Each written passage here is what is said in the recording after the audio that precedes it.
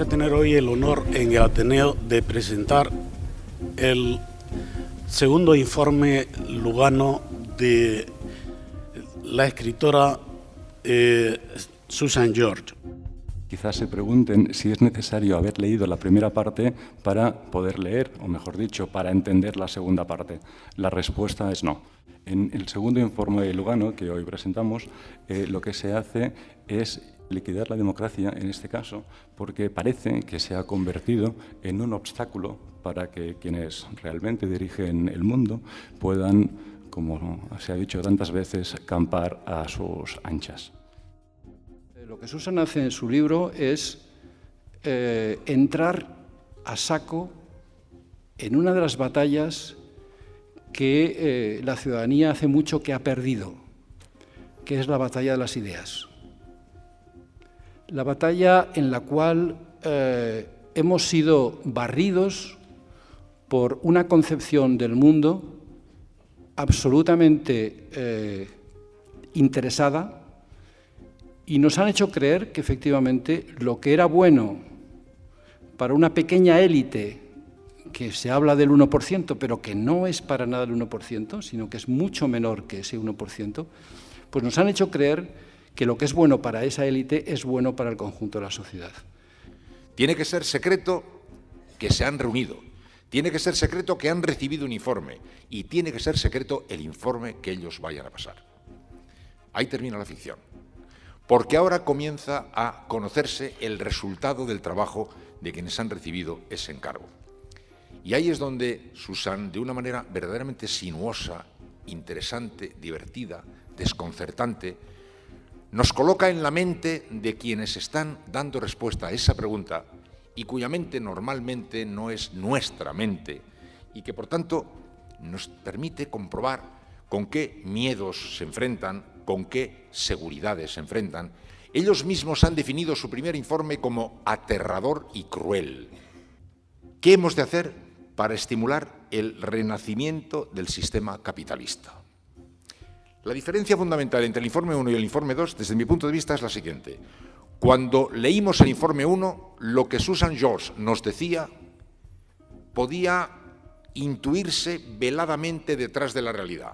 El informe Lugano número 2 no es decente rechazarlo, porque desde el informe Lugano 1 al informe Lugano 2 han pasado muchas cosas, sobre todo que se ha caído el velo tras el cual se escondían los intereses que todavía en 1999 trataban de disimular.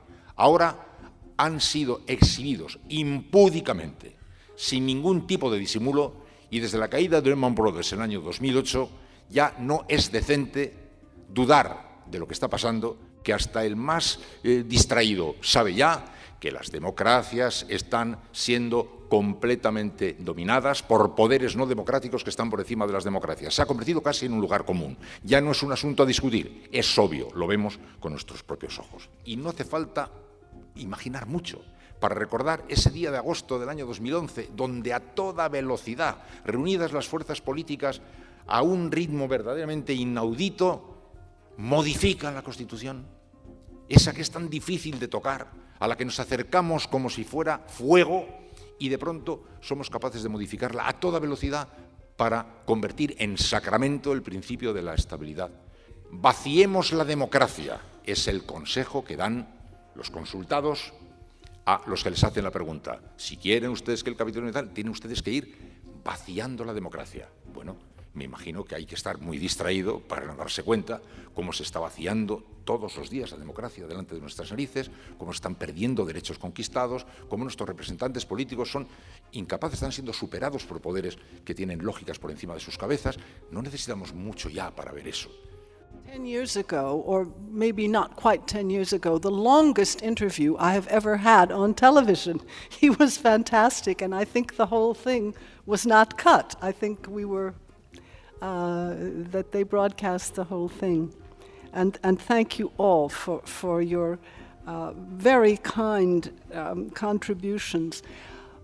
I feel I hardly need to present the book now, but let me tell you that I'm usually asked 3 questions.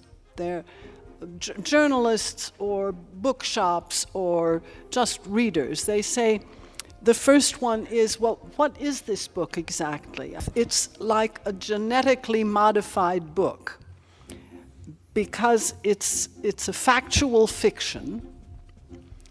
Everything that you read that is quoted, all the figures, all the quotes, come from reliable sources.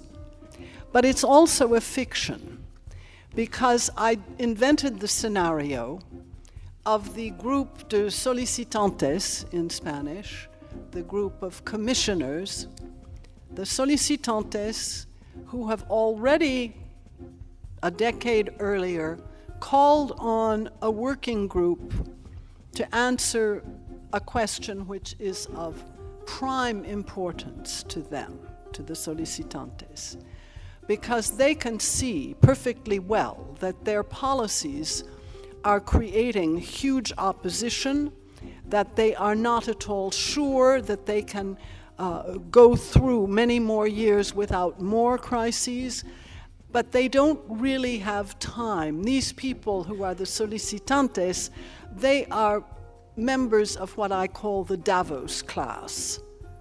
They are very rich, they're very powerful, and they are very busy.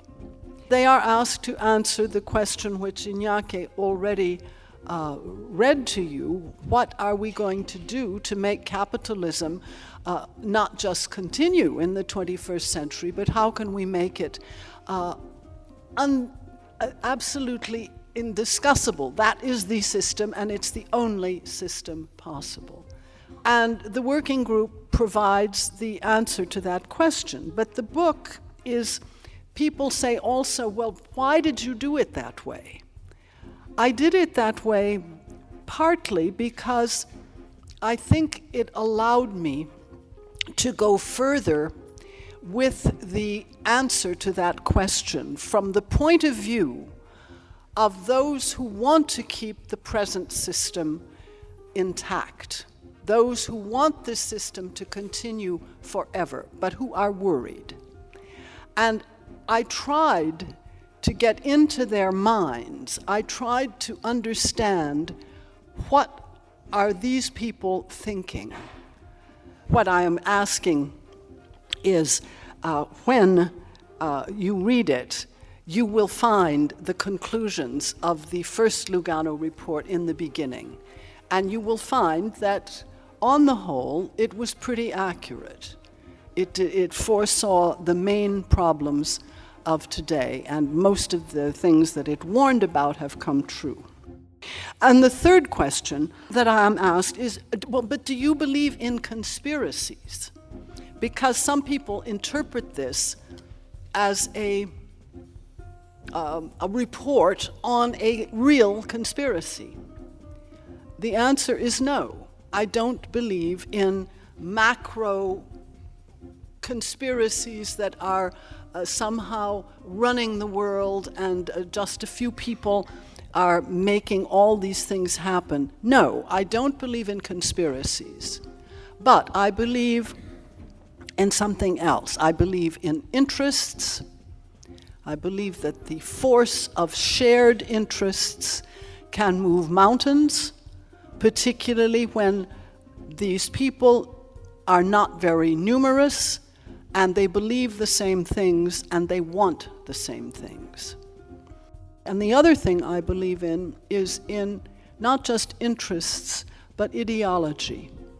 And these people have been masters of an ideology which can manipulate enormous numbers of citizens. They have the founding fathers. One of the founding fathers was Friedrich von Hayek, an Austrian economist who went to England and then to the United States and taught at the University of Chicago. And you've all heard of the Chicago Boys, and Milton Friedman was one of his star students. And the Chicago School has gone on, but it's not just the intellectuals. They had also an older father who was, strangely enough, an Italian communist called Antonio Gramsci. And Gramsci, in the 1920s, before he died in a fascist prison in Italy, had invented the concept of cultural hegemony. They certainly have their own way of seeing the world, seeing the crisis, and believing that they can get away with this. So I would simply like to say, in ending, that I hope that those of you who want to read this book will come away from it with a sense of having understood perhaps something new that you didn't fully understand before, but particularly that you will be moved to action. I know many of you here are undoubtedly already working in some way against the crisis and for better information of the Spanish public. I'm sure of that. I know the journalists are and many of the rest of you. But that is what I hope to provoke. I hope to provoke understanding and action. I'm very grateful to you all. Thank you for listening.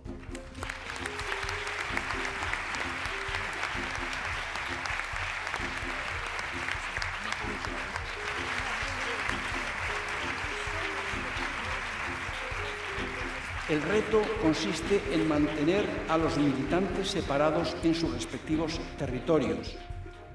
Los ecologistas se ocupen del medio ambiente, los sindicatos del trabajo, las feministas de las mujeres, otras organizaciones de los impuestos y las finanzas. El peligro está en que se junten. El peligro está en que comprendan, que empiecen a darse cuenta que sus luchas no son más que una, que todos tienen que ver con el futuro de las personas y de su hábitat.